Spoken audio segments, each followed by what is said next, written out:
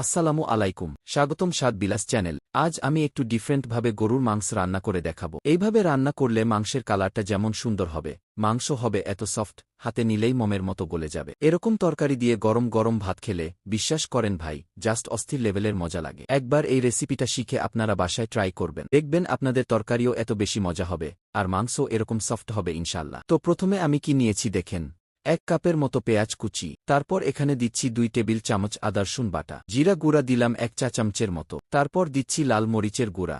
লাল মরিচ আমি খুবই সামান্য দেব যাতে ঝালটা ব্যালেন্স থাকে। এরপর দিচ্ছি গরম মশলা, আর এখানে কিন্তু সামান্য একটু হলুদের গুঁড়া দেয়া হয়েছে। হলুদ বেশি দিলে কালারটা কালচে হয়ে যাবে, তাই সামান্য দিলেই কালারটা সুন্দর আসবে। এখন এটাকে জাস্ট মাখিয়ে নেব। মাখানো শেষ হলে ফুটন্ত গরম তেলের ভিতরে 1 কেজির মতো মাংস দিয়ে দিব। মাংস দেওয়ার পরে এই মশলাটার সাথে ভালোভাবে মিক্স করে দিব। আমি কিন্তু এখনও কুকারটা অন করিনি, মশলা আর মাংস আগে ভালো করে মাখায় নিচ্ছি। এখন কুকারটা অন করে দিয়ে এটাকে 10 মিনিটের মতো ঢেকে দিব। 10 মিনিট যখন হয়ে আসবে তখন এটাকে আবারও ভালোভাবে নেড়েচেড়ে দিব। পরিমাণমতো পানি দিয়ে ঢাকনা দিয়ে হাই হিটে 20 মিনিট রাখব।